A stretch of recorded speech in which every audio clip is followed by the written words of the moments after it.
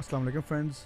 In this video I will tell you how to fix TDM glitch while playing PUBG. So let's start the video. First of all, I will run the TDM match so you can see my TDM is not working.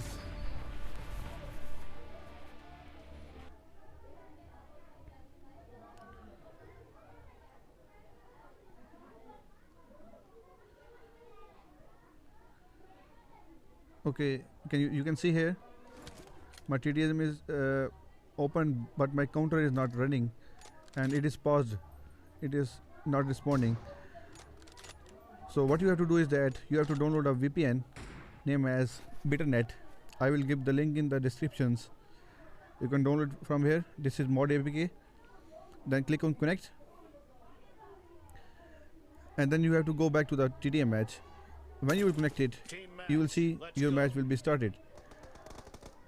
You will see a little bit lag, but after some time you can close the VPN and play as normal, just like that. Now I will close the VPN. See here. Now click on back to the PUBG and play it again.